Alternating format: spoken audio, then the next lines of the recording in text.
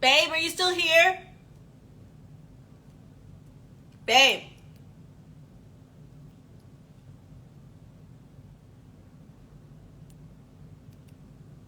He's not. Okay. All right, we're pulling up our skills quiz. Hey, y'all, hey. Hey, hey, hey, y'all, hey. Hey, y'all, hey. What's up? Happy Sunday. All right, y'all. What's up? Oh, let me bring my thing up. Boop. Happy pep rally. Pep rally number 1. Woo. Ooh, I should have put on my... I should have put on my cheerleader outfit. I'm this close to doing it. I am this close to putting on my cheerleading top. This close. This close. It's a costume. I wasn't a cheerleader. It's a costume. Should I do it? I'll save it. I'll save it. Next week, though, I'm gonna be in costume. Like, I didn't remember today, but I'm gonna be in costume, I promise. What's up, guys? All right, so happy pep rally number 1. If you guys don't know who I am, shame on you. I'm just kidding. Happy Sunday. Happy back to nursing school pep rally. We just got finished. Well, today is the last day of week 1 of our pep rally, of our back to nursing school 4-week-long pep rally. Okay, we just have our live pep rallies every Sunday. They're like half pep rally, half study hall. So you guys can ask whatever questions you want to ask, but we're also going to go over the things that we went to. Right. Thank you, blessed and highly favored. I love a good theme. You know she loves a good theme. Okay. When we take a commercial break, she may switch. She may Sailor Moon this bitch. Okay. She may just moon prism power. Okay, and then be into my uniform. But for now, we're just gonna be in our nurse life. Whoop, whoop, whoop. Nurse life tea. Okay, still on theme. Mean Girls. It's a high school movie. Back to school. We're staying on theme. Okay. But yeah. So we are about to review our week 1 back to nursing school, I guess lesson plan, as you can say.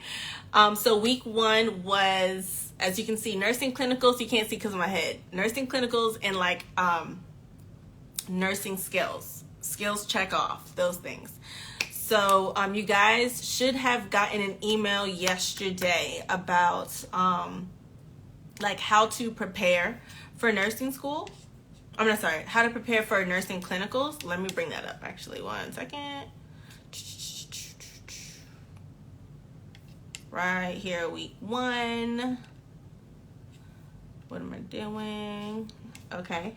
For anyone that's here that has not yet signed up for Back to Nursing School, if you go to the link in my bio, you can go ahead and sign up there. It is completely free. The whole purpose of this Back to Nursing School, like 4-week like campaign, is to help you guys get hyped for nursing school. You got in RN program, PN program, doesn't matter. You got into nursing school. Not everybody is able, so you got to celebrate that. You got to get hyped. You got to get pumped. Okay, and then going into nursing school, I want to make sure you guys have your mentality straight. You have your study strategy and study habits straight, so that your transition into this new this next semester, whether you are new, whether this is your 2nd year, 3rd year, 4th, whatever, as you transition to the new semester, I want to make sure you guys are ready, both not physically, but like scholastically, academically, and mentally as well. I want to make sure everything is prepared and aligned so that your transition can be a smooth one. Okay. I went to nursing school 8 years ago. I actually graduated 8 years ago in 2014, like in August, and it was recently my NCLEX anniversary, but I totally forgot. Hysterectomy brain. Do not blame me. I realized after the fact. But yeah, I recently had my NCLEX anniversary. So I've been an official licensed practical nurse for officially 8 years. Whoop, whoop, whoop, whoop, whoop. Shout out to Chattahoochee Tech, period. I went to the one in Acworth, but there's like many campuses. But if anyone's from Georgia, then yeah. But yeah, so that's the whole point of us doing our Back to Nursing School pep rally, a Back to Nursing School campaign. All right. So when you sign up, you should have gotten our homeroom newsletter. emailed to you. If you have signed up and have not received your welcome to Back to Nursing School not folder, but your email, then make sure you go back to your like spam, updates, promotions, any folder like that, because it contains our weekly schedule. It contains what you can expect. And then it also contains the homeroom newsletter. All right. So every week you get a homeroom newsletter. It's going to let you know a breakdown of our entire week. Okay. For those that went to Camp Nursing School, is anybody here that went to Camp Nursing School? Let me know. Who went to Camp Nursing School? That was last month's theme, last month's campaign. If you went to if you went to Camp Nursing School, let me know. Drop a comment below. But yeah, so every week you'll get a homeroom newsletter that looks like this. Hold on one second. Let me pull it up. Homeroom newsletter.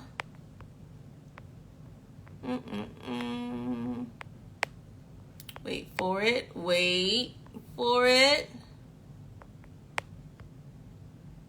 I don't think it does that.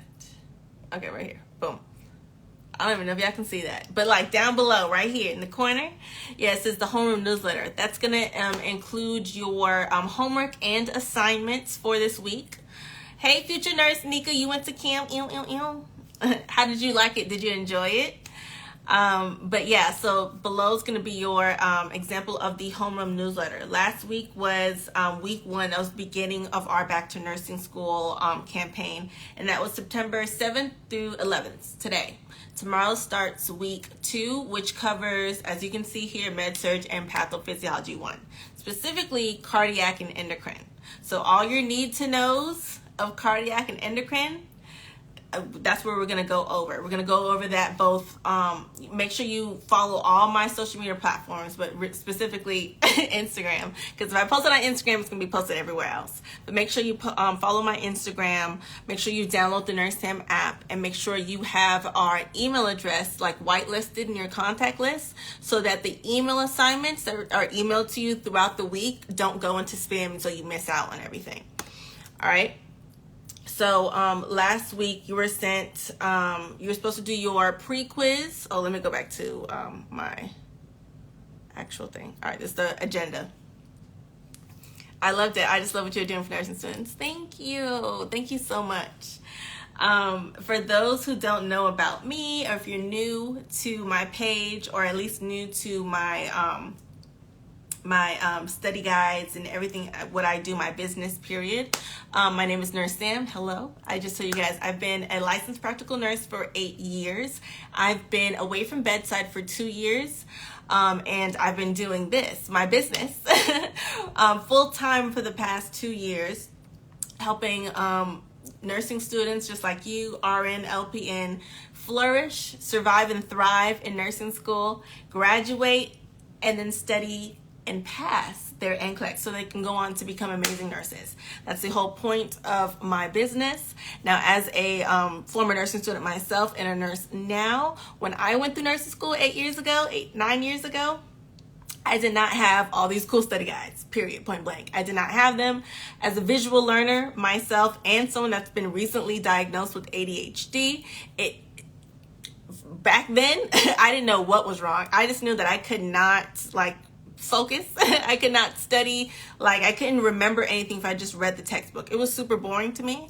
And for me, if I don't like what I'm studying, or if the material, how it's presented to me, is boring and does not grab my attention, it's not going to stick. I'm not going to commit it to my memory. It's boring.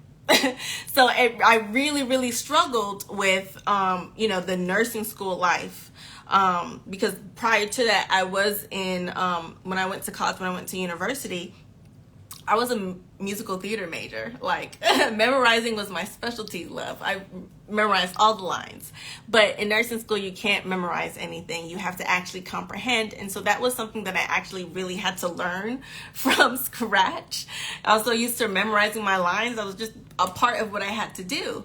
But when I was going through nursing school, I had to really honestly, I had to really fall down before I can get up. I didn't know that the way I was studying, I didn't know there was different ways to study. I thought that you were supposed to do the textbook. I thought you were supposed to just go to lecture, read the textbook, and you should pass. After about a test or two, and I did those things, but I still failed, I quickly realized that this was not my learning style. I have to figure out what my learning style is and just kind of go with the flow.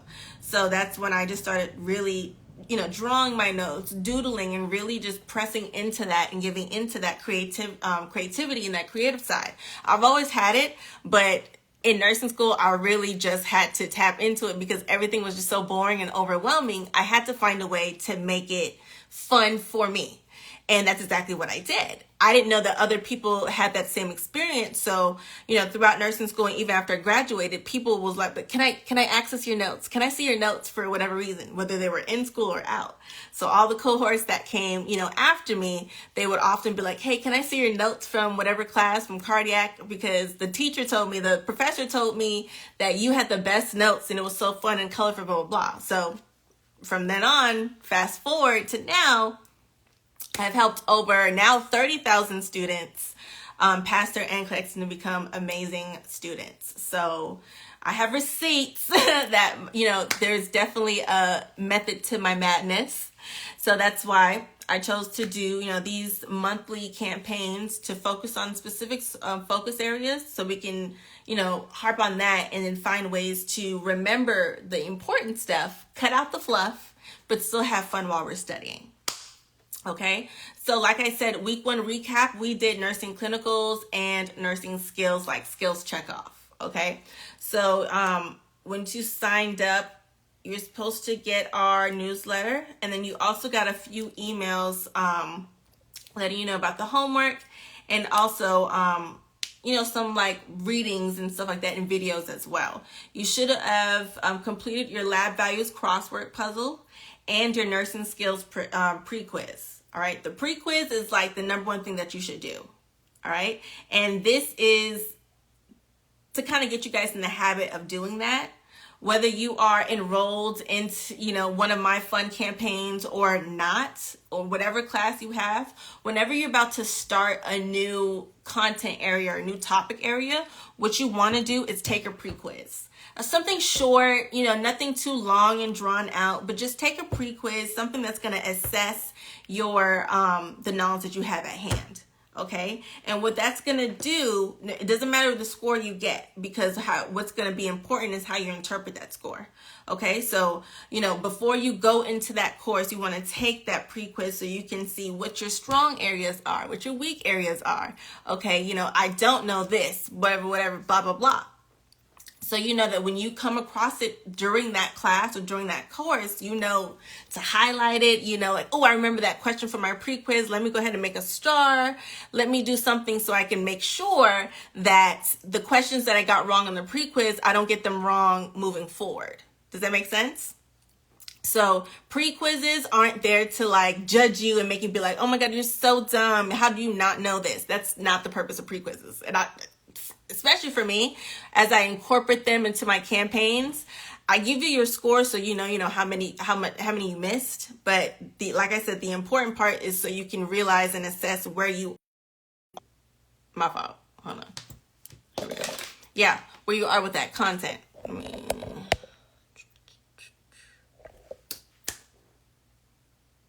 One second. Turn it on. Okay, here we go. There we go. All right, yeah, so that's the whole purpose of us doing our Back to Nursing School pep rally. All right, I know a lot of you guys probably started nursing school. When did y'all start nursing school? Like, what week are you in?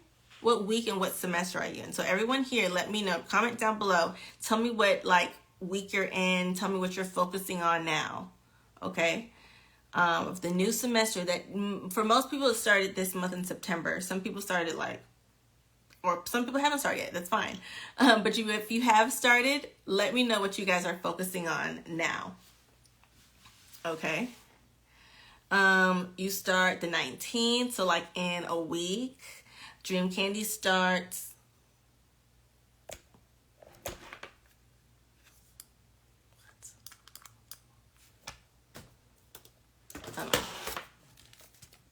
Are you joking?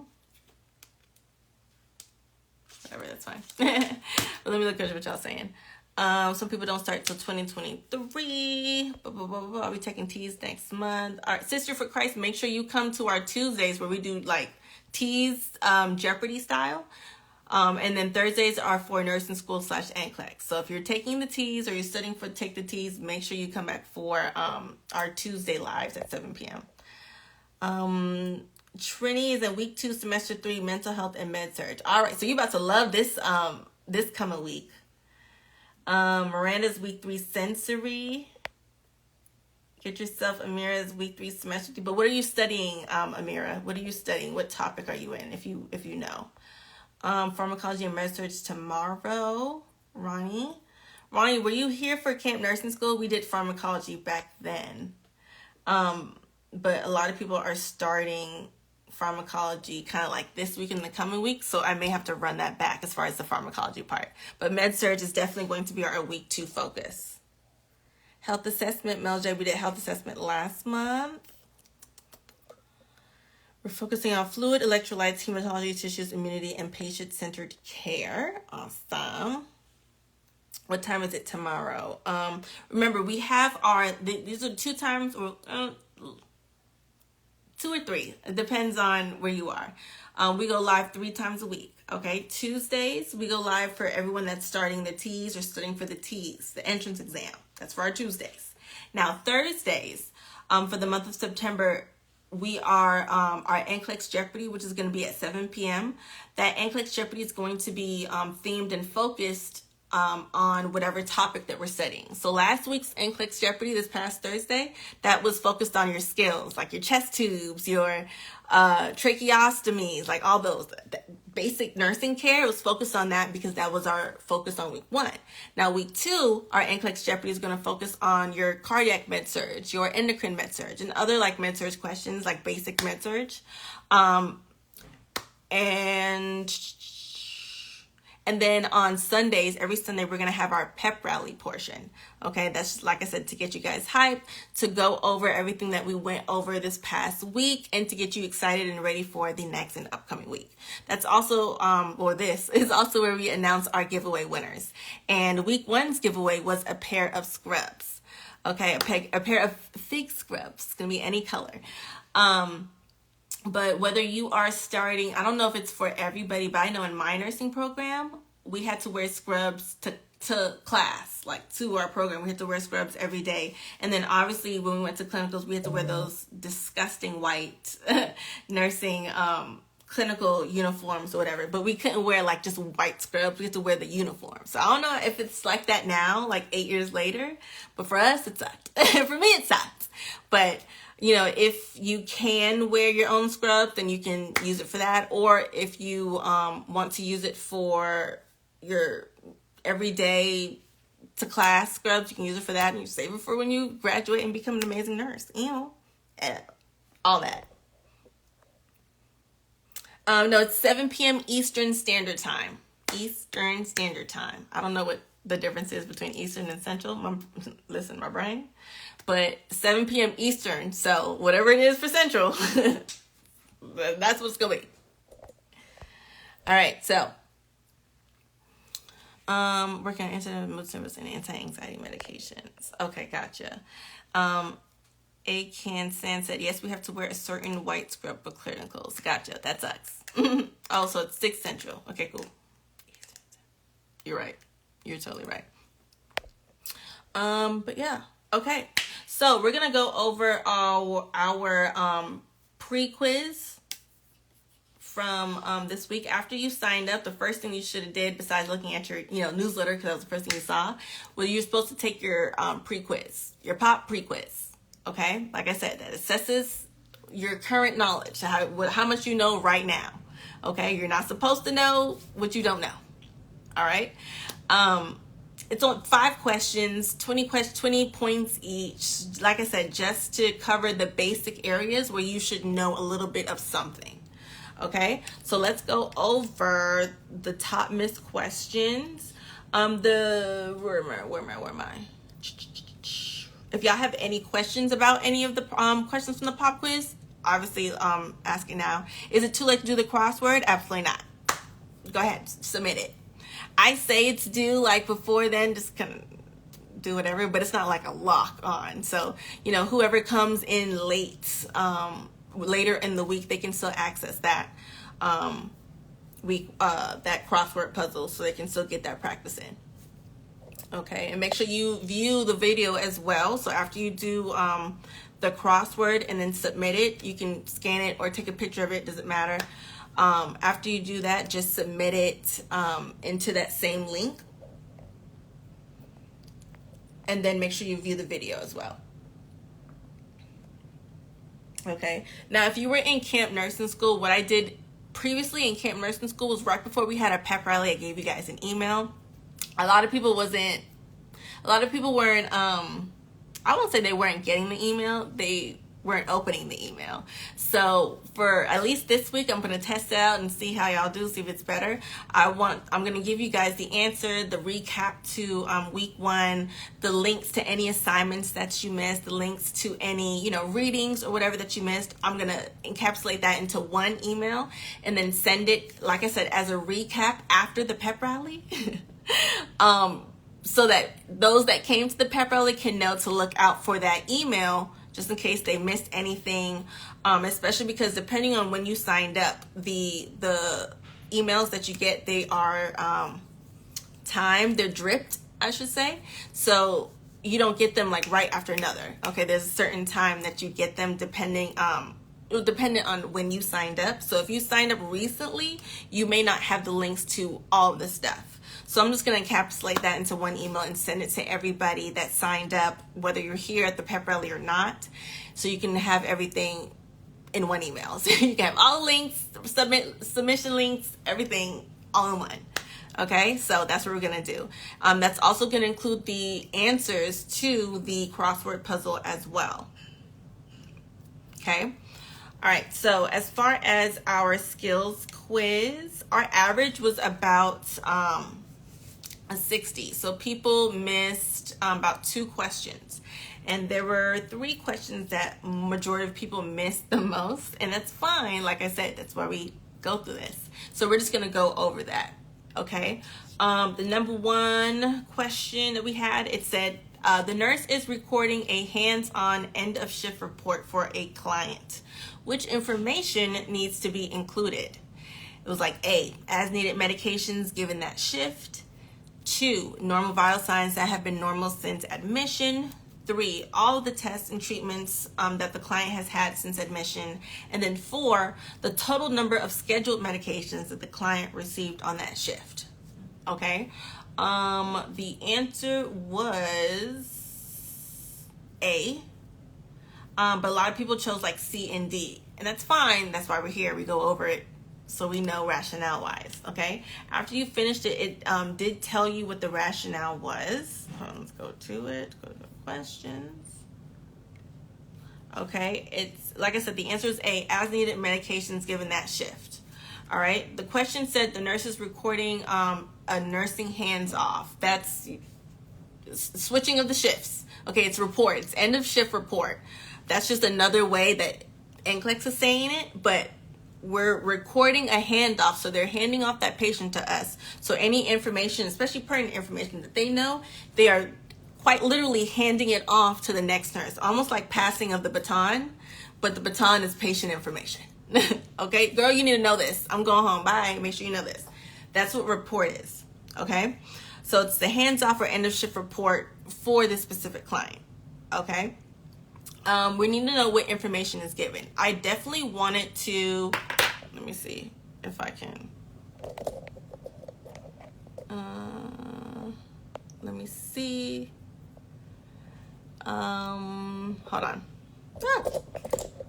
Somebody wants to see if I can go over the questions or show you guys the questions. 1 second. Wait for it. Okay. Wait, hold on. Okay. Oh, wait for it. Wait for it. There, stop. Really? There we go. There we go. Okay. So yes, so the answer was A, as needed medications given that shift. Okay, so the rationale said the nursing hands-off or end-of-shift report needs to be an efficient and accurate account of the client's condition during the last shift. It needs to include pertinent information about the client, such as tests and treatments, as needed medications given or therapies performed during the past 24 hours, including the client's response to them, changes in the client's condition, scheduled tests and treatments, current problems, and any other special concerns. If it is not necessary to include the total number of medications given or a list of all the tests and treatments that the client has had since admission, just saying it's not necessary. Sorry. Only significant vital signs need to be included. Okay? All right. So basically that's saying just keep it cute and keep the information. So it's really any change of status. So if a person is leaving the shift or the other nurse is leaving their shift and the client's been stable the entire shift, no changes, especially to the medication list, there were no problems, everything's kind of just been smooth, then when you get report, then you would just let them know that there were no admissions, there are no, as needed or PRN medications given, status unchanged, no changes noted this shift, blah, blah, blah, blah. That's what you would pass on, okay?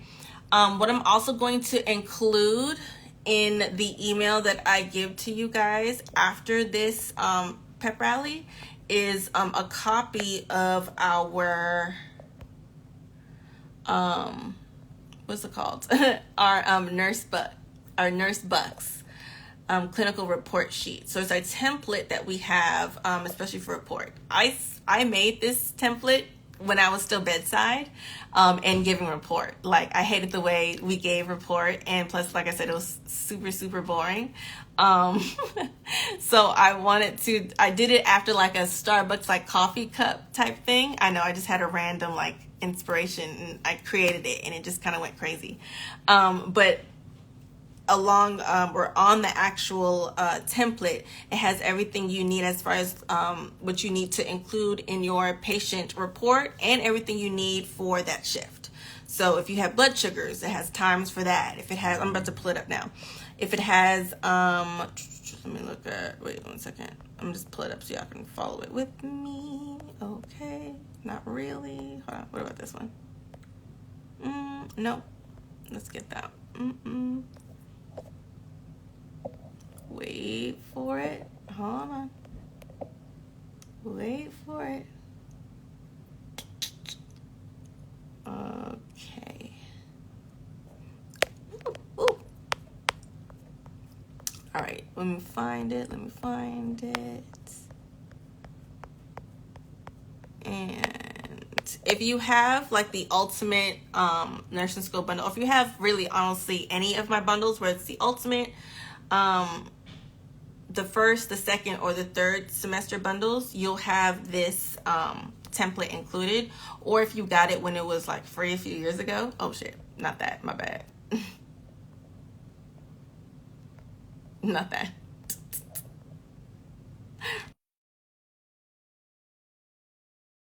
And I muted myself, my fault. Okay, here we go. Okay, let me pull it up. I promise I'm pulling up the right thing this time. But yeah, so I'm going to show you guys a picture of what we are going to be, what I want you guys to look over.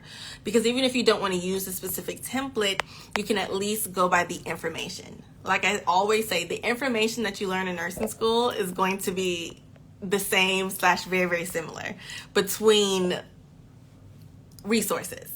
Because whether I'm saying what normal vital signs are or person B is saying what normal vital signs are, those parameters are still going to be the same. You still have to learn it. It's still going to be the same whether you're an RN, LPN, whatever. So the content is always going to be the same / very similar depending on if it's something that's updated.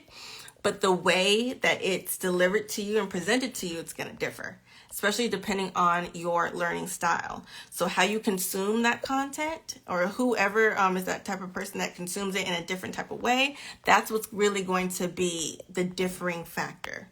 Okay. So like I said, you can use the information. It's just presented in a different way. That is, like I said, a Starbucks cup. I have a lot of templates. 1 second, because it's really gonna bother me if I don't get it.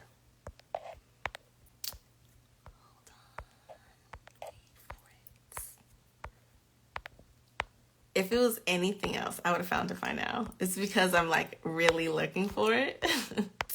That's why it's doing this to me. It's okay. I'll play your silly little game, phone. I will play your silly little game. Okay. We're just going to keep searching for it. Yep. If I don't find it in the next like 10 seconds, I'm going to give up. And I'm just going to show y'all. I'm going to post it on my page. And my patience is officially running out in 3, 2, 1. Okay, you lucky. This is very lucky. Jesus. And you still can't even really see it. I'm so mad. But whatever. This is just an overview of how it's supposed to look. How do you find How do you find out individually how to retain information? Honestly, trial and error. You can start with knowing your study style or your learning style, like whether you're a visual learner, written, reading, audio, or kinesthetic, or you can be a combination of all. Start with knowing and identifying that. And then when you study, use those different, methods within that category to help you figure out what's your best way of retaining information. All right, cool. I'm just looking at what y'all saying. So yeah, it kind of looks like that. Anyway, let's go ahead and go back to our thing. All right. Next question that we got that was most missed on the pop quiz was this one. Hold on. Okay, now I'm going to show it to you guys.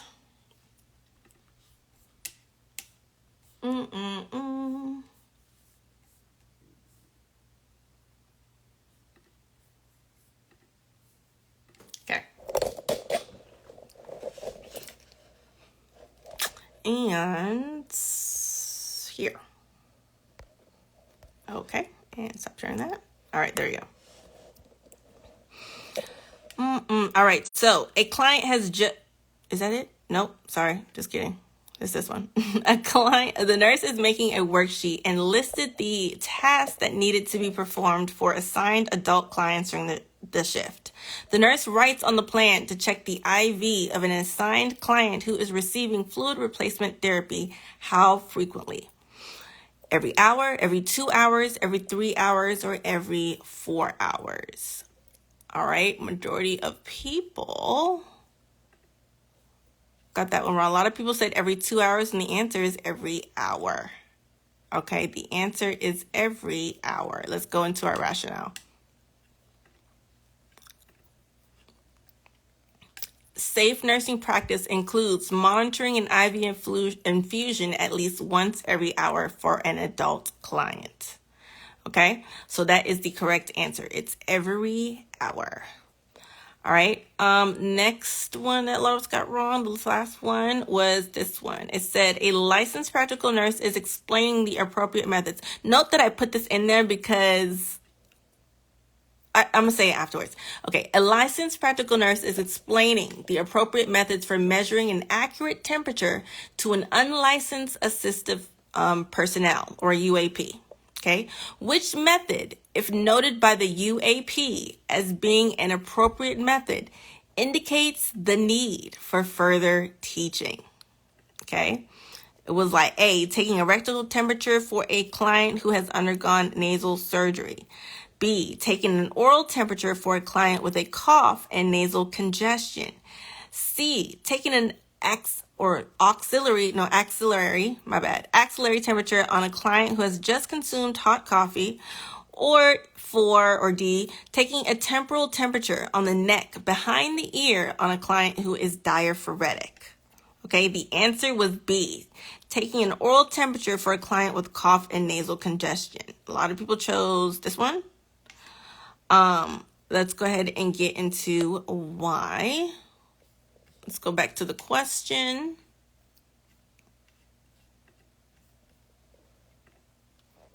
Okay, it says, an oral temperature should be avoided if the client has nasal congestion. Okay, let's go back to the question. It says, which method, if noted by the UAP as being an appropriate method, indicates the need for further teaching? I always say, whenever you see need for further teaching, it means you are looking for the incorrect statement. Okay, if they're asking you to identify something that needs further teaching, they're asking you to identify something that is wrong. Like I said, it's incorrect. Okay, it needs additional teaching because they don't get it quite yet. All right, that's fine, but they need further teaching. How can you identify that? What would they say based on your comprehension of what's the right way? Which one of these can you identify as being wrong to let you know, okay, they don't get it yet? All right, and the answer once again is B, because an oral temperature should be avoided if the client has nasal congestion. All right, one of the methods of measuring the temperature should be used according to the equipment available. Taking a rectal temperature for a client who's undergone nasal surgery is appropriate. All right, which one was that? This one, that was A. A was fine, that's appropriate. If not available, other less invasive measures should be used if available. But if they're not available, a rectal temperature is acceptable. Taking an axillary temperature on a client, if they're saying taking an axillary temperature, what body part? What's the location of this temperature? Taking an axillary temperature, where is that? What is that located? What does this mean? What body part? Axillary. If they are taking an axillary temperature, where are they putting that thermometer? Armpit, underarms. Thank you. Absolutely. All right. Just want to make sure you know. All right. So, if they're taking a temperature under someone's armpit and they just consumed coffee, is that them drinking that coffee, is that going to affect the armpits? No, it's acceptable. It's fine. However, it says the axillary method, aka the under armpit, that is the least reliable. All right. Other methods should be used if available. But once again, if it's not available, then it's acceptable. If temporal equipment is available and the client is diaphoretic, it is acceptable to measure the temperature on the neck behind the ear of what, I was about to ask y'all, where is temporal? What location is temporal? Let me see if anybody picked up what I was putting down. Let me scroll up. Where is, if you're taking a temporal temperature, where are you taking that temperature?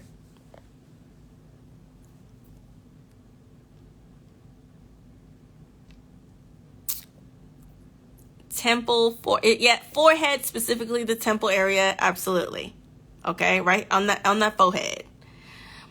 Now if they are diaphoretic, which diaphoretic means what? Go ahead and put it. I know it may or may not seem basic, but this is what helps you. Repetition is what helps you burn that into your brain so you never forget, whether you think you know it, you do know it, or you don't. What does diaphoretic mean? Sweating, absolutely. They're super, super sweaty. Okay. So if I have someone that's super sweaty, am I going to want to take their temporal temperature on their forehead? No, which is why it says taking a temporal temperature, okay, with the same little probe on the neck behind the ear, okay, on a patient who is diaphoretic. This is acceptable. All right. If they move it from the forehead to temple to behind the ear where it's not so sweaty Betty, it's acceptable. Does that make sense? It's avoiding the forehead. So that's acceptable. Acceptable. The only one that wasn't was this one. So if somebody said take an oral temperature for a client with a cough and nasal congestion, okay, when you're coughing and you have nasal congestion, your mouth, Your oral space is directly affected. So this would definitely need further teaching. Okay? Was that the last one? I think so. The one that we went through. Y'all want me to go all of them or just... Let me just go over all of them. It's fine. What was the other one? You did that one. This one. Oh, yeah. Let's do this one. All right. So it says... The nurse is preparing to administer an intermittent tube feeding to a client. The nurse aspirates 90 milliliters of residual from the tube. What should the nurse do? Select all that apply. Okay. Dream Candy said, wow, I never knew that. Learning something today. We learn something every day, right? That's the whole point of coming. See, look, you wouldn't have learned that if you didn't come. But anyway, yeah, select all that apply. Remember, whenever it says select all that apply, it means it can be as little as one of these answer choices or as many as all of them. Okay, and that's for the current NCLEX. I'm not talking about the next gen, the one in 2023, the one here and now. Okay, now select all that apply. Which ones are we going to, what are the correct answers? All right, 1, 2, 3, 4, 5, 1. All right, it was this one. Document the residual and reinstill the residual and administer the feeding. Trini Eyelash, I'm so glad you said that, and not to point you out, but I'm glad you said that because if you didn't say it, I was going to say it. Because when I was taking my NCLEX, when I was studying, I, for some reason, thought that you were supposed to take that residual out or deduct it from the residual feeding. All right. It says, unless otherwise instructed, or if the residual contents appear abnormal or an amount of less than, unless otherwise instructed, or if the residual contents appear abnormal, the amount of less than 100 milliliters is reinstilled. Okay? Remember, we aspirated 90 milliliters. They didn't say it looked abnormal. None of that. If they don't say it, that means it doesn't apply. Okay? The amount of residual should then be documented. It's important to return the contents of the stomach to prevent electrolyte imbalances. This is the important part right here. Right here. You want to return the contents to the stomach to prevent electrolyte imbalances. All right. It says the feeding is not held and the residual is not sent to the laboratory. The feeding should be continue as prescribed or at the prescribed rate. Okay. So remember, whenever you are doing a feeding, you want to do a couple things first. All right, let's go ahead and talk about it since this is nursing skills. All right, let's go ahead and talk about it. All right, so you have a tube feeding, correct? And let's say you're doing a skills. Oh, this is perfect. Let's say you're doing a skills checkoff. I'm your instructor. I want y'all to tell me though.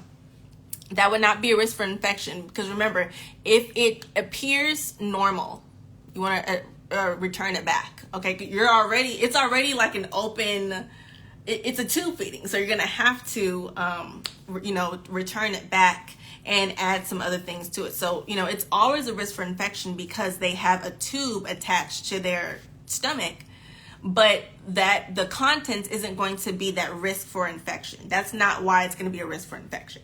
Okay, it's going to be if it's drainage on the outside or surrounding that stoma or whatever, that opening. That's what's going to let you know it's going to be a risk for infection. But they didn't ask you about infection. They asked you what you should do with the residual. And residual has nothing to do with infection, especially if it's not abnormal. If it's normal, just go ahead and return that thing back. It's some juicy electrolytes, return it back. Okay. So yes, let's do a skills check off. I'm your instructor Sam. All right, we're doing a skills check off. Let me get my thing. All right. I want you to I'm gonna be your client. I'm your instructor, but then I'm gonna act as your client as well. Okay. So I'm gonna be your instructor, tell you what to do, and then I'm your client, so you can do it on me. All right. This is Instructor Sam. That's all right. And scene. All right, y'all. So I want you guys to do a skills check off, and I will be checking you off on tube feedings. Okay, we have a client over here, Beyonce. Hey, Beyonce. Let me not put that into the atmosphere. Oh, I'm so sorry, Beyonce. All right, let's say Queen Elizabeth. Elizabeth, hey, Queen. Rest in peace. Hey, Queen. She has a peg tube feeding.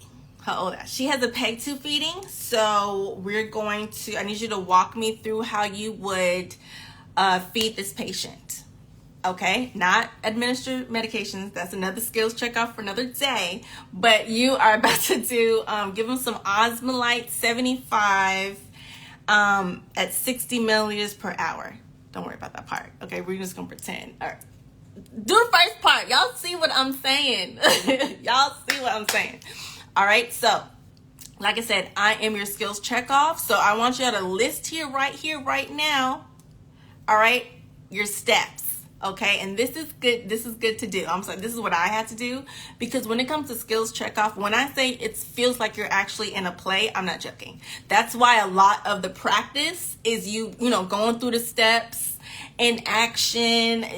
You're playing a role. Okay, you're playing your future self, because you're going to be an awesome nurse, and you're going to have a patient that needs a peg tube, so you need to know what to do. Okay, so doing plays and going through that is the best way to practice for skills check off, because they're going to rate you and evaluate you and tear apart every word you say and every word you don't say. So just go ahead and say it. All right, so I'm gonna be your patient. 1 second. All right, so what's up? I'm your patient. Totally different from the other lady that was telling y'all what to do. But yeah, so we have my tube right here. What's going to be the first thing you do? And when I say first thing, I mean start from the very beginning, like you coming into the door. Okay, so back up. A lot of y'all was telling me to back up, because skills check off is you from you entering to you leaving. Okay, so I just want to make sure we know how we enter and do whatever we need to do safety wise before we touch the patient. Okay, so back up.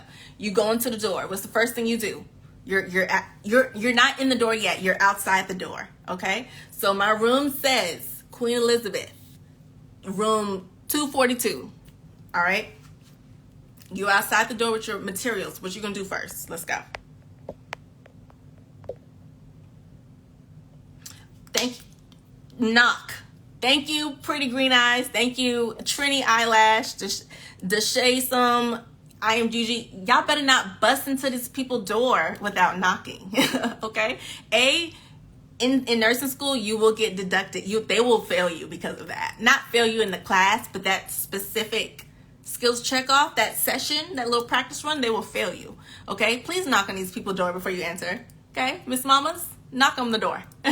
All right? So you knock through the door, you introduce yourself while you are simultaneously introducing yourself.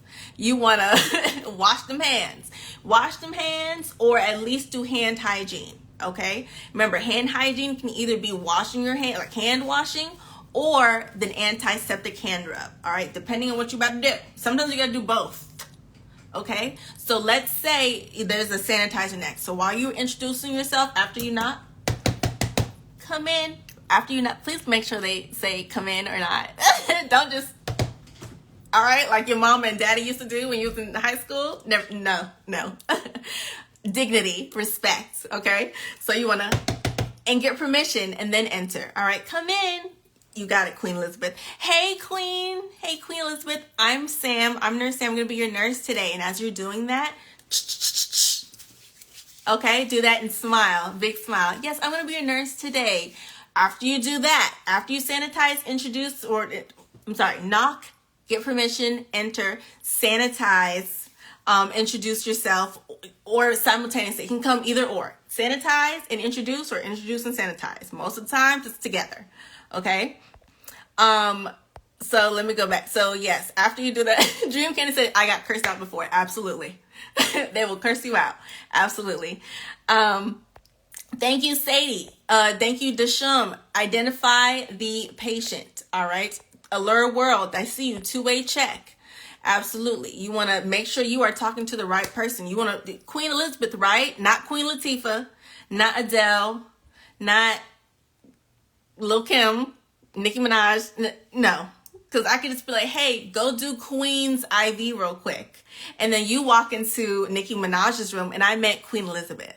Sis, I met Queen Elizabeth. I was like, oh shit, you said Queen, you gotta specify, boo. So you will always want to do a two-way check.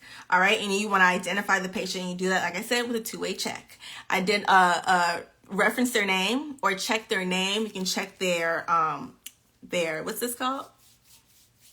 Hysterectomy brain. What's it called? Bracelet, ID band. That you want to check that. Make sure it says Queen Elizabeth, born in 1858 or however her old ass was born, whatever. Born in whatever. Female, room 242. We said this earlier. 242. Whatever. You want to do a two-way check, and as you are looking at that or scanning it, depending on your facility and how they do it, you want to do that, but you also want to ask them, okay? Can you tell me what they, especially if they're competent, okay? Don't ask them who they are if, like, this person is specifically known to not identify themselves. Like, if this is like a mental health unit or like, and it specifically says like maybe multiple personality disorder, you don't know who it is. This is not the movie Split. Lord, this is not Patricia. I didn't know The Beast. Who is it? So know who you talking to. Read through that chart, boo. Read through that chart, okay? Make sure they are alert and oriented at least ×3 before asking them to identify themselves, because it could very well be Queen Elizabeth, but if she, for some reason, if she think that she is Michael Jackson, she gonna tell you that she's Mike, okay? She's like Mike. Yep. Don't do it. Okay, so let me scroll, see what y'all doing. Thank you, Anne. Check bracelet. Absolutely. Not the movie Split. Absolutely. It was Patricia, not me. Just avoid. All right, so after you identify the patient, then you're going to do what? After you identify the patient, okay, now we know we are in the right room. We have the right patient. We have the right Queen Elizabeth, not Latifah. We have the right patient. Okay, we are let them know that you have the right nurse. I know who I'm talking to. Yes, I'm your nurse, and you identify yourself. Okay, I'm going to just say it, especially if you're this, because if you do not identify yourself and let you know specifically who you are and what your role is, they will assume it. Okay, I'm going to go ahead and say all the time, you will not like, you will not appreciate what they assume you to be, especially if you're this. Okay, so just identify. I am nurse whoever. I'm nurse Gigi. I'm nurse Sadie. I am nurse Vicky Robinson. I am nurse Anne. I'm nurse Dream Candy. Okay, and I'm here to introduce your procedure. Mike. Tell the patient what you're about to do. Thank you, Allure Worlds. All right, and thank you, Sadie. Make them aware of what you're doing so they just don't think you're about to steal them or something, sell their organs to the black market. I don't know. But you're always supposed to claim it. Amen. You're always supposed to after you introduce yourself and confirm everything, let them know why you're here and disturbing their peace. Okay? Hi, I'm not here just to fuck around. Don't say that. Like, hi, I'm here to... What are we doing today? Oh, I'm here to do your tube feeding. Hey, it's time for your tube feeding. Okay, so we're going to do it. More than likely, especially if it's not a peds patient, they know exactly what they're supposed to be getting. And especially if it's not a new tube. Okay, even if it is after the first time, they start to get, they know what time it is. Okay, but usually, especially depending on your facility, okay, we're talking about bedside, when they know when they're supposed to get it and they know what they're supposed to get. Okay, especially if they're not peds.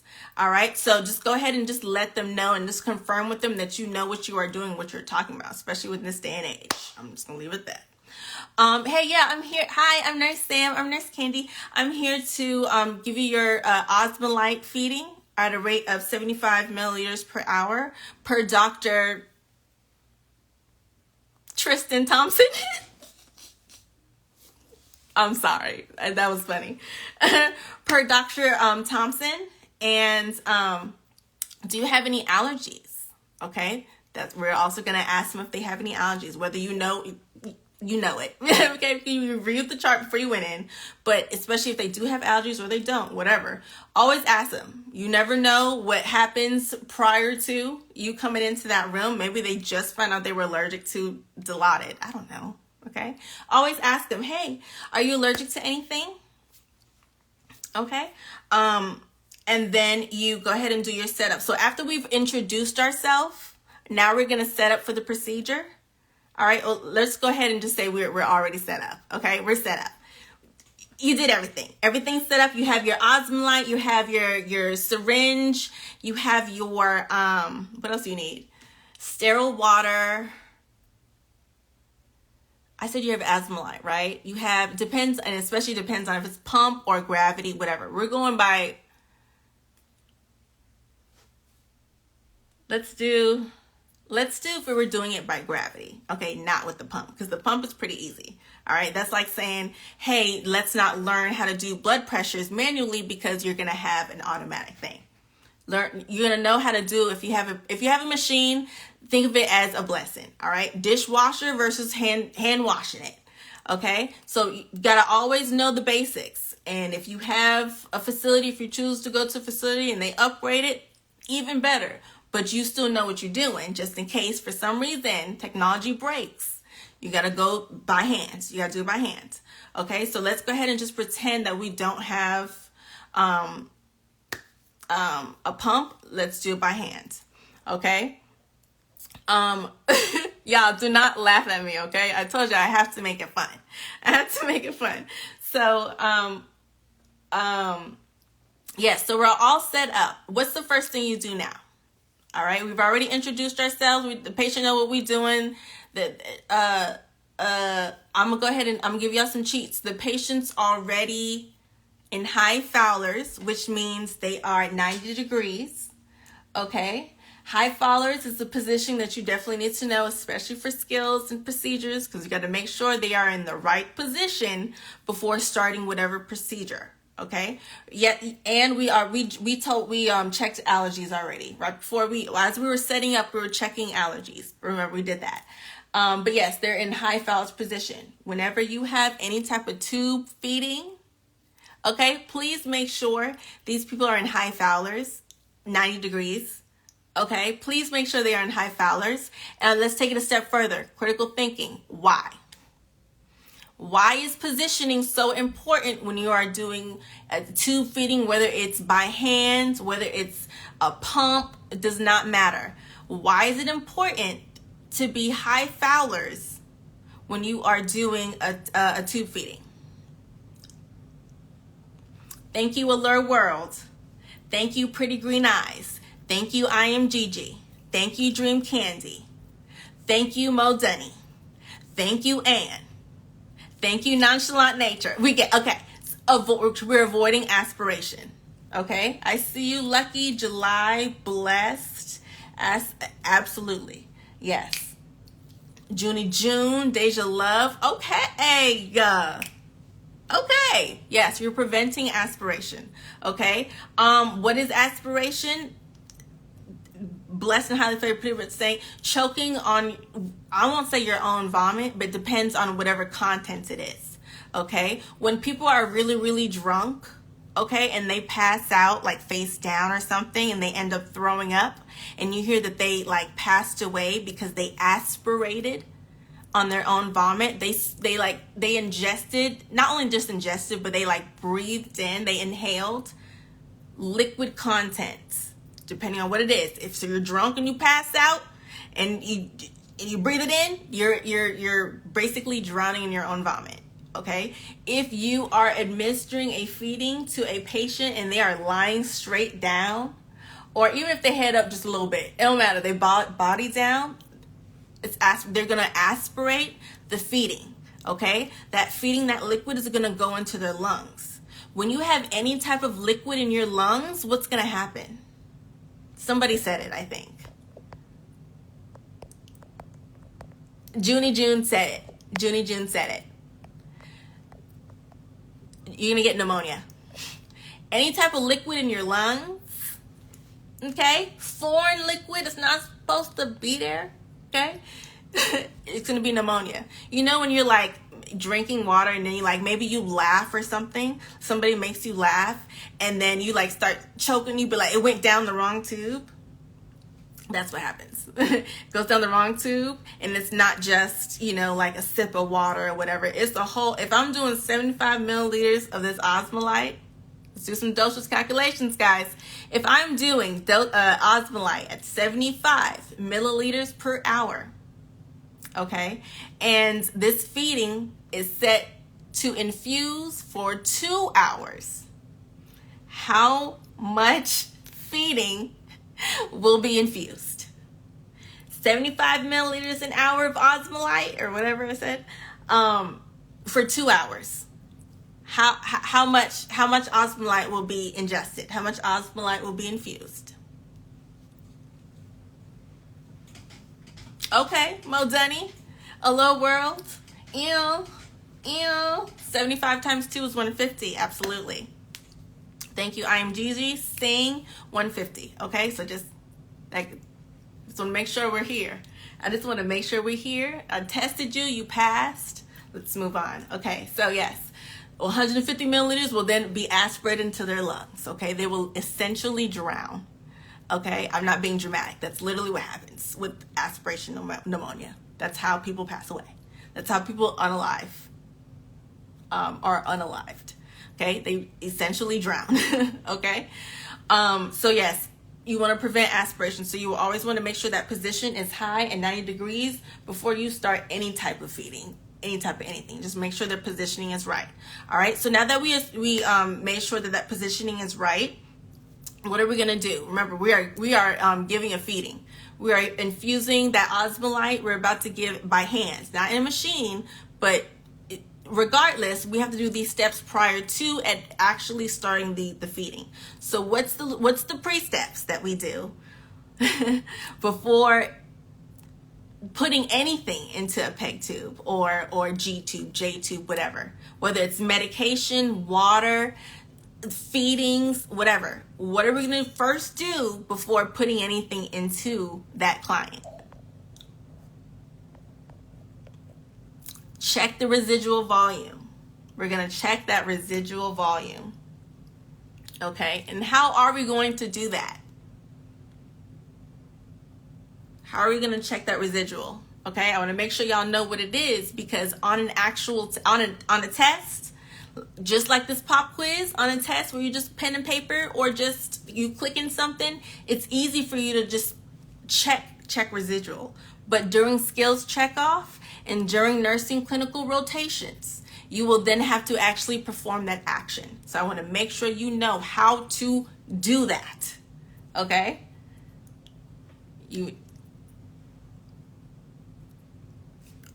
Seeing Avatar, I said by syringe. All right. Usually have this like large bore syringe without the needle, just like I said, just a syringe. It's usually like 100 milliliters, I believe.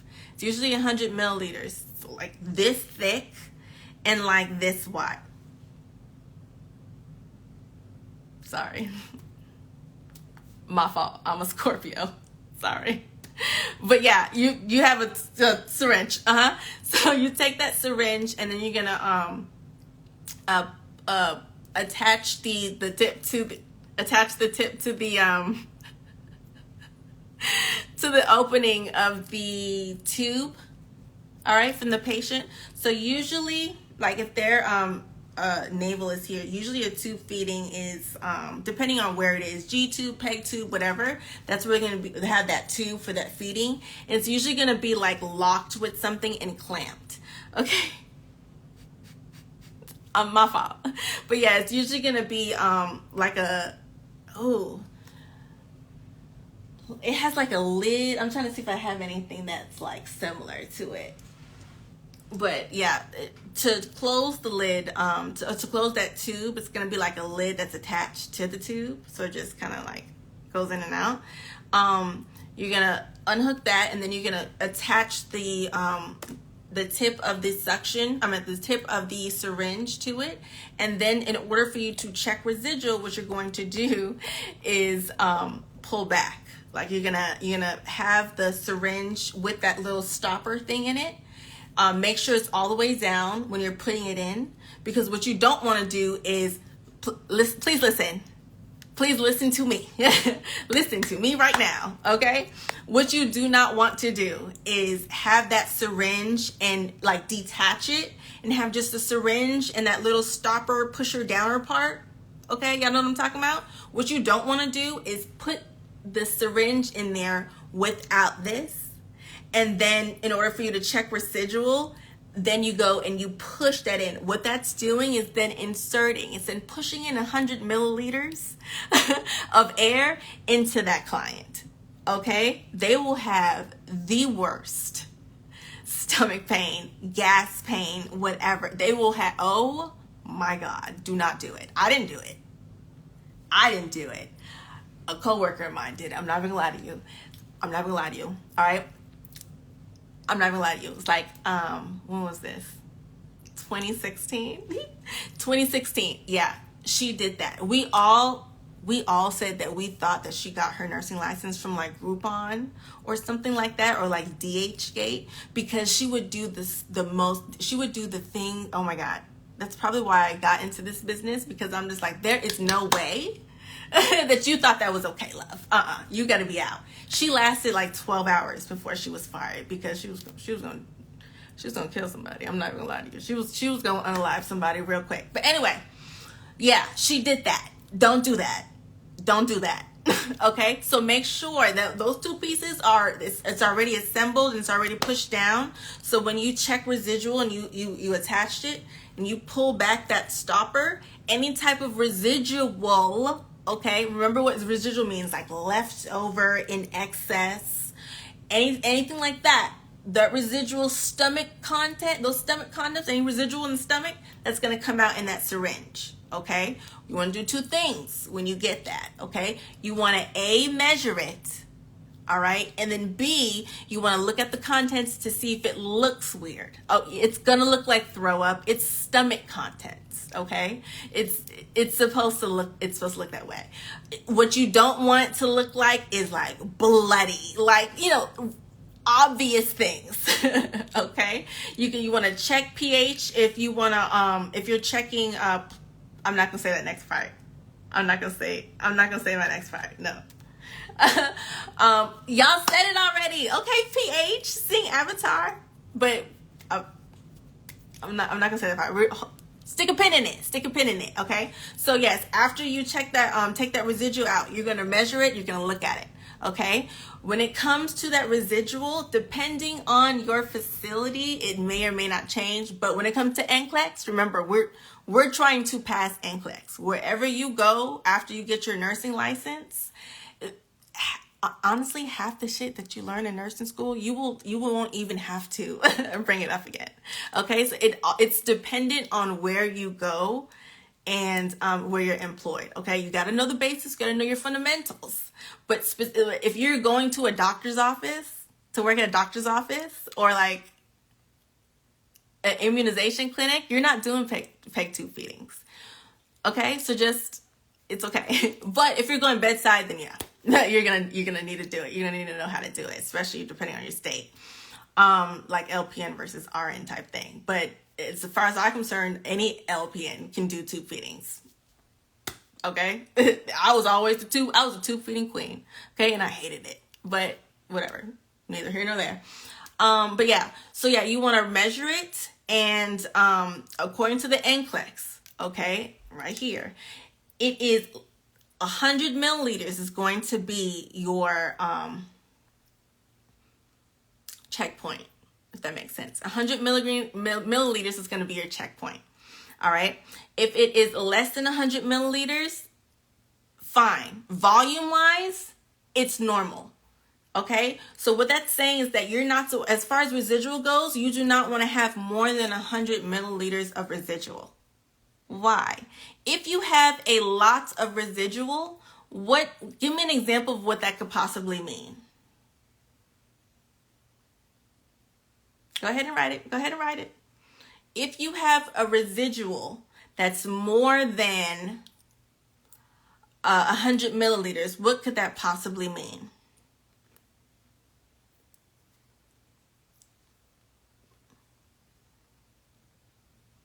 Remember, we're doing feedings. Okay, it could be a couple things. What does that possibly mean? Seeing Avatar said blockage. When you say blockage, what kind of blockage? Blockage within the patient, or like a tube blockage, like a kink or obstruction? What do you mean by blockage, and where is that blockage? What do you mean? Allura said the patient is not bringing out enough output. Not necessarily where I was going with that.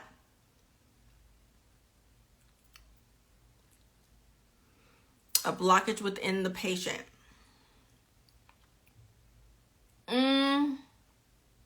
Not necessarily. I want to take it one step further. Not a tube blockage. Because remember, your tube is only going to be like from here to here. Right? If there's a tube blockage, more than likely you're going to see it.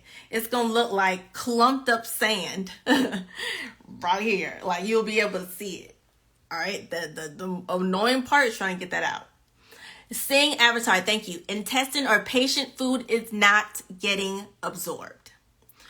AKA, they are not tolerating the feeding. And I want you to take note of exactly how I said that, because documentation wise, and when you're giving report, when you're talking to the provider, whatever, with the proper way to say it, or the wording that you both want to type, put in your care plans, communicate with the next nurse or anybody within the care team, what you want to say is, patient is not tolerating feeding due to residual of whatever it is over 100. Let's say they have like 110 milliliters of residual. Okay, if they have a syringe, you always want to go in there with a few syringes. Okay, because remember, that syringe is how you're going to do whatever you're doing, like instill medications, food, whatever. But it's also going to be how you check residual. You want it to be less than 100, but sometimes it's more than 100. Okay, and if you have residual that's more than 100, it's going to require more than one of those tubes. Okay. Because if you take that tube out, it's 100, and then you put it back in, and then try to take it out again, it's the same 100. It's the same 100. You're not accurately measuring the residual. Okay, so you want to pull back and get that residual until nothing comes out. Okay, you don't like it. It almost feels like you're pulling back, almost like on something empty. Like it's like almost like air. It gives you like a little bit of not push back, but pull back. Gives a little bit like a little bit of a bounce, and nothing comes out. That lets you know you're at the end of your road. Although no boys to men. Okay, you're at the end of the road. Please stop pulling. Okay, it's gonna cause some issues. All right, so once you get that hint that nothing else is gonna come out residual wise, record that amount. If it's one of those syringes, depending on how big of the syringe, maybe it's 150 milligrams. I don't know how big those syringes are, but usually they're about 100 milliliters. But yeah, if it's 100 milliliter syringe and it's more than one of those syringes, then just add them up. You had a full one, so it's 100 milliliters. Then you had 20 mils with another one. So you have 100 plus 20, 120 milliliters of residual. This is abnormal. Okay, you want it to be less than 100. If more than 100, unless prescribed otherwise, if more than 100, you want to do two things. Okay, according to this question, what do you want to do with that residual that you get? What are you going to do with that residual that you get? Let me just ask that. With that residual that you get, okay, no matter how much it is, whether it's over 100 or less than 100, no matter the amount, okay, that's important. No matter the amount, whether it's normal or abnormal, what are you going to do with that residual?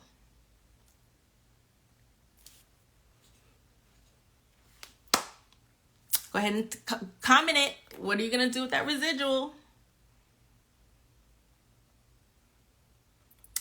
Allure World, yes and no. Depending on your facility and depending on your equipment available. Okay? Well, okay. Put a pin in that. We'll talk about that next. Okay? Somebody said throw it away. Nope. Queen Kong, you do not throw it away. Okay? Sing Avatar, you before you do that, you have to do one thing. Thank you, Nurse Des. I hope that says Nurse Des. NRS Des, thank you. You put it back. Whatever residual that is, whether that's an abnormal amount or a normal amount, you put that back into the patient. Remember, we just had a question about it. What do you do with it? Okay, you check the residual amount and then you put it back. You reinstill the residual. Why do you do that? Because if you don't, you could risk disrupting the electrolyte imbalance. So all that residual, that stomach contents, they need that. They need to put that back. Okay. It looks gross to us on the outside, but it belongs on the inside for a reason. So you want to look at it, observe it, and then put it back. Okay. Imagine, well, I won't say that example. Never mind. You want to put it back. It belongs there. It gives them all the yummy nutrients that it needs in order to not disrupt any type of electrolyte level. Okay. You don't want to do that. So you want to put, right. Thank you, Sadie. It was like the question. That's why I want to go back through it and see if y'all comprehended why and what you do first. So I'm glad I did that. Okay. But yes, you want to put, yes. Okay. Thank you, Nurse Des. But yes, you want to put it back. Put that residual right back. Okay. Now, after you put it back, remember, you can't, that's why skills check off is so important and actually acting it out. Okay. Because in theory, and what you're putting, what you're typing and what you're putting, it sounds so short and so easy to do, but you actually have to physically do those steps. Okay. So after you reinstill that, that feeding, reinstill that stomach contents, depending on what you're doing. For this particular example, we said that we were giving feedings. Okay, so after you reinstill that residual, you're going to do another step prior to administering the feeding. Okay, you can do this particular step 2 different ways, but it's all under the umbrella of doing what? Okay, after checking residual and before administering whatever it is, the feeding, what's that step that you're going to do in between? Okay, and like I said, you can do in 2 different ways. Okay, saying we wait for other hours and reassess. Okay, saying let's remove the fact that we got out an abnormal amount of residual. Let's go back and say that we got, just like the problem, let's say we got 90 milliliters of residual. Okay, so that's normal. So we're gonna put that normal 90 milliliters back in. What next are we gonna do? D from New York City, I see you. Check placement. Check placement. Absolutely. Y'all writing this down, right? Y'all writing this down, right? I really hope so. Please tell me y'all writing this down. Okay, so yes, you're going to check placement. Okay. All right. How are we going to check placement? There's 2 different ways, okay, that we can check placement. I'm gonna just go ahead and let y'all know. Okay. One of them, some of you guys already said. Sing already said it, and who else said it? Allure World said it. I don't know who else said it, but those, I know though for sure those 2 said it. Okay, there's 2 ways for you to check the placement, and this is what you're checking the placement of. You're checking the placement of whatever tube. Okay, whether it's a PEG tube, J tube, G tube, U tube. I'm just kidding. Whatever. You're checking the placement of that tube within that patient, that client. Okay, because the last thing you want to do is instill liquid contents or instill anything into a patient in through a tube that's not placed where it's supposed to be. Ooh, you are asking to be on Shade Room and a Spiritual Word and the cause of the next debate. Okay, you are asking to be a hashtag. Don't do it. Justice for, don't do it. Okay, don't do it. Thank you, Nurse Des. The other way for you to do it is to push air. Okay, you want to push a small amount of air, not 100 milliliters. Don't do the whole thing, but you want to do like 5 milliliters of air. And you want to push that. I think it's like 5 to like maybe 10, depending. Push that, and before you push it, okay, that's just how much air you have to do. All right, if you're checking the placements, yes, you're pushing that air, but you also have to listen, okay, to it. You have to auscultate with your. Hold on, 1 second. Okay, so you gotta. Let's say you have your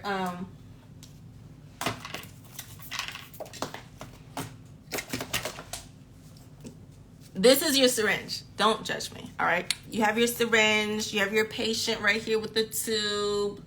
Do I have a tube? No, I don't have a tube. Whatever. You have a patient right here with the tube, okay? What you're gonna do is you're gonna auscultate for that air, okay? And what we're doing is thank you, Allah. We're listening for gurgles. We're listening for that bubbling, okay? We're listening or swooshing.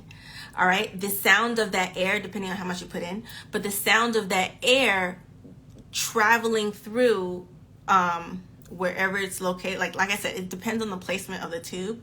But so let's say it's a PEG tube, okay? With a PEG tube, where you're going to place your bell. It's the bell, right? Is this the bell or the diaphragm? Oh hell! Which one's the bell? Which one's the diaphragm? The bigger one or the small? Whatever. This big one. You're gonna place that not on the belly button, aka the umbilicus. Whenever you see the word umbilicus, that's where your belly button was before it was a belly button. Okay, that was your diaphragm. Thank you so much. Before your belly button was that cute little belly button, that was your umbilical cord. Okay, so whenever they say reference the landmark umbilicus or umbilical, whatever, it is definitely your belly button. Okay, so where you want to place this is like 2 finger widths, okay, to the side of the belly button. That's where you're going to place this, okay? That's where you're going to place that, and as you place that to listen to the gurgles, you're going to inject that air into the tube. And like I said, you're going to listen for that swoosh, gurgle, bubbling, whatever. If that tube is placed correctly, you will hear the air going. You will hear the air going and flowing past it. Okay. If it is not placed correctly, let's say it's supposed to place here, you'll hear the air swoosh. Okay, because it's going that way. It's placed correctly. Let's say the tube is like kinked up. It's like there or some shit like that. I don't know. That air is gonna reroute. It's gonna detour, whatever. You're not gonna hear nothing. You're not gonna hear anything. So checking placement is very important prior to administering medications, feedings, whatever. Okay. Great example. All right. So thank y'all so much for helping me. So yes, after you the other way.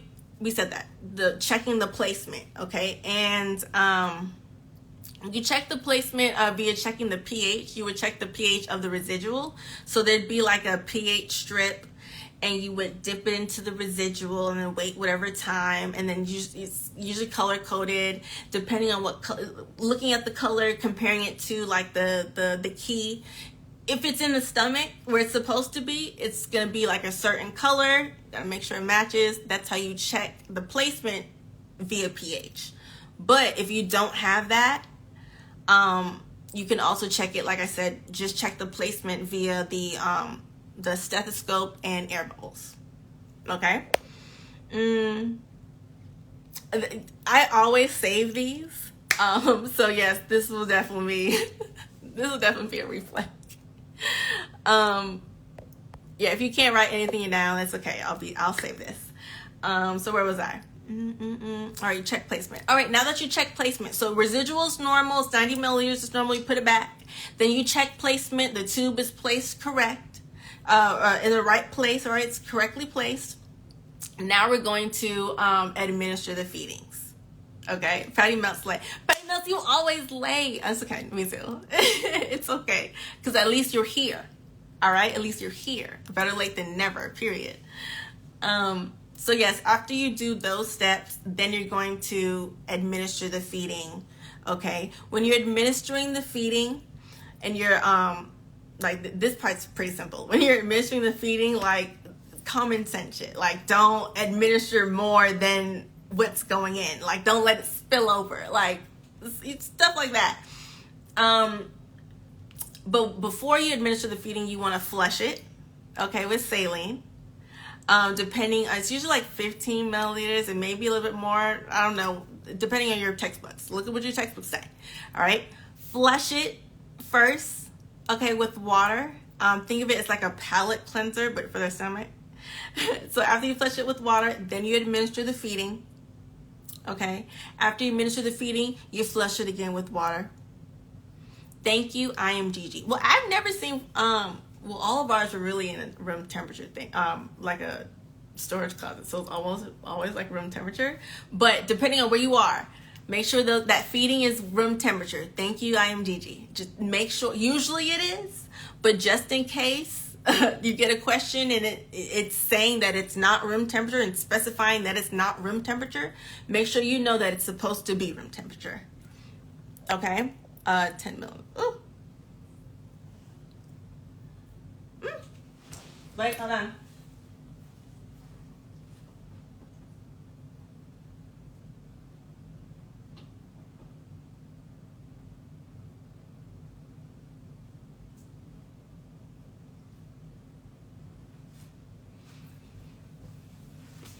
All right, I'm back. All right, I'm back. So yes, we flushed it again. We gave the feeding. We flushed it. Great. Now we're going to. Now we're finished. Now we're finished. Now after we're done with our procedure. Now we're still in skills check off. Okay. Now we're finished with the procedure of the feedings. Okay. We threw away everything. Okay. Now we're about to leave the room. What do we do before we leave the room? When I say people in my cohort of nursing school, my nursing program, they did everything perfect up until this step, and they forgot this step, and they failed that skills check off. No, before you document, you are still in the room.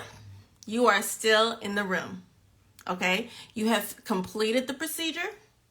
You've cleaned up. Now all that's left for you to do is leave. But what are you going to do before you leave?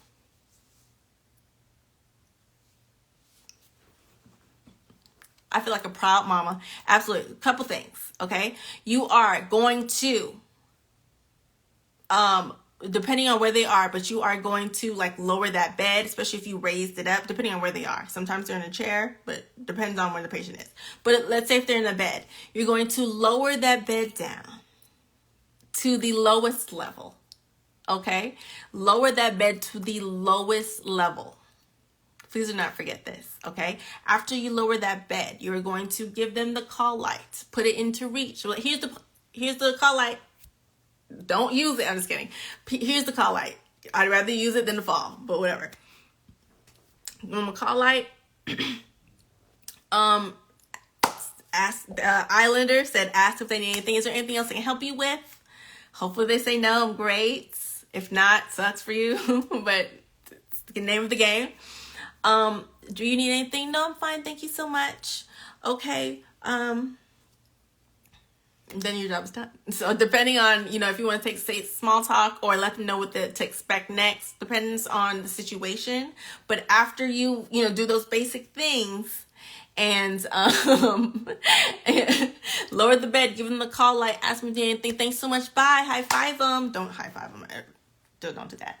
Then you're going to wash your hands. Wash your hands before. Make sure that is the last thing you do before leaving the room, because you don't want to wash your hands and then touch the patient again and then leave. That defeats the purpose. So you want to make sure washing your hands is the last thing you do before leaving that room. Okay? Wash your hands or sanitize. You just did something with something like that, wash it. Wash it. After you do that, then you can leave. All right? Bye. See you later. Say whatever. You are now finished with your skills checkoff for administering a feeding. Okay? You see how it just goes. It's way deeper than just knowing what the term, like what to say, the knowing the right procedure. It goes beyond that, especially with skills checkoff. Okay, you're literally recreating like a real life scenario, and you have to act as if you would act if you were on the clock somewhere with your nursing intact, saying, "Hey, I am Nurse Gigi, and I'm here to do whatever." I'm here to fuck it up. I'm just kidding. But you want to make sure that you when you're doing skills check off, act as if you are hired somewhere and actually working, because they're going to scrutinize every move, every word, everything. Okay, so those are the basics that you definitely need to do stepwise from beginning to end. Okay, wasn't that fun? All right, let me see what's next. Okay, all right, reminders before I tell you guys who won this giveaway. Hold on one second. Tomorrow starts week 2, which is our med-surg / pathophysiology, and we are covering cardiac and endocrine. Okay, everything that you need to know to be successful for cardiac endocrine. This is usually depending on when you're taking med-surg, depending on your actual program, but this is usually into like semester 2, but it's still something that you definitely need to know, because from labs all the way up to like specific procedures, you need to know this. All right, you kind of touched on it whenever you did anatomy and physiology, like for T's and everything like that, but I'm gonna definitely let you guys know how to succeed in pathophysiology, because she succeeded in pathophysiology. Listen, she got A's in pretty much everything. Okay, I didn't start that way. I literally had to learn what my study style was, so that's why I'm doing this for you guys. Okay, now tomorrow which is what, Monday, Tuesday, and Wednesday. Tuesday is going to be kind of something, but the next live date that we have to meet is going to be NCLEX Jeopardy. NCLEX Jeopardy is going to be towards cardiac, endocrine, and other med-surg and pathophysiology 1 topics. That's going to be our NCLEX Jeopardy live. So that's going to be kind of like our study hall. All right. Winner wins a free Ultimate Nursing School bundle or NCLEX Arcade, depending on which one, if you have one or the other. But that's going to be our next live gathering. In the days prior, so Monday, Tuesday, Wednesday, make sure you are checking your email, because that's where you're going to get your newsletter for the coming week, your homework assignments, any readings, and any videos, anything like that I want you guys to check out and do. I want to make sure you guys get that. Okay. So hold on one second. Another thing for the giveaways, okay, you had to do a few things. Not even a few things. You had to do 2 things, okay? Participate. Well, sign up and then participate, okay?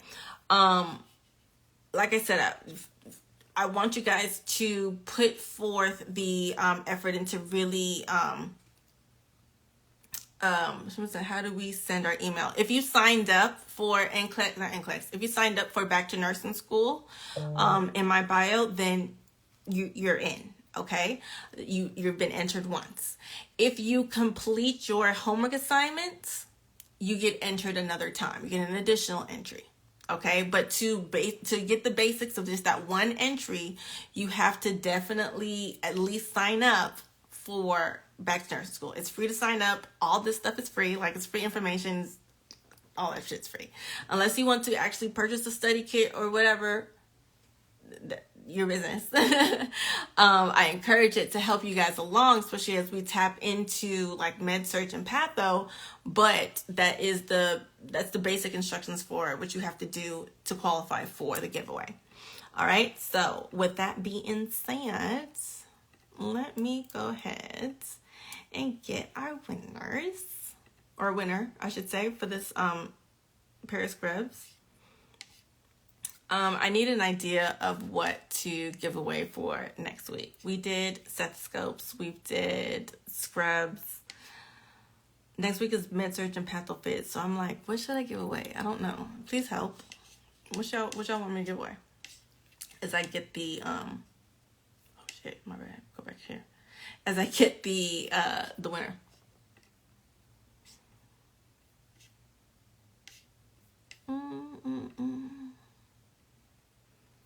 Wait for it. Wait for it.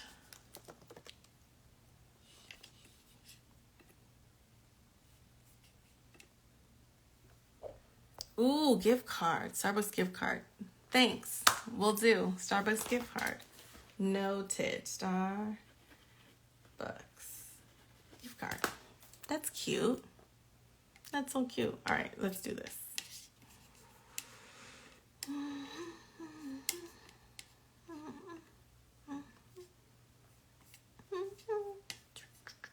Okay, getting my, wait, what time is it? Hold on. All right, now, here we go.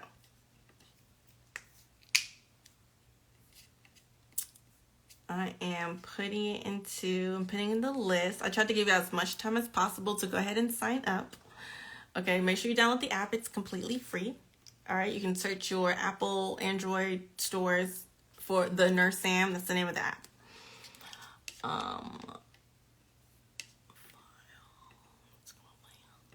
Okay, and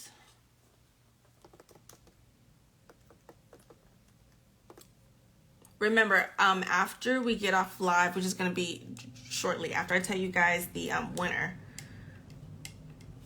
I'm going to send you guys an email recapping this.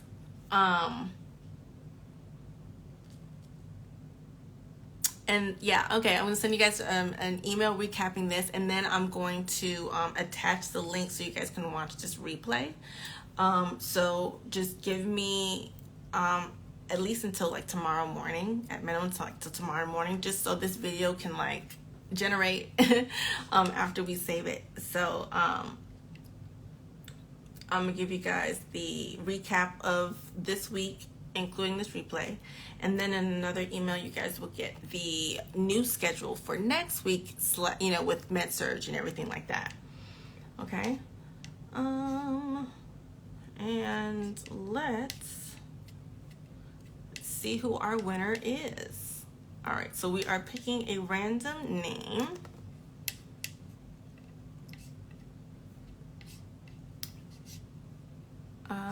And just in case, I am going to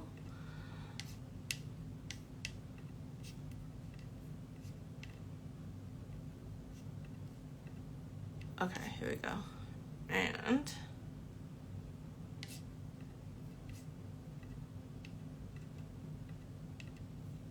all right, here we go. And we're about to count down, okay, to see who won a new free pair of scrubs, whatever color, okay?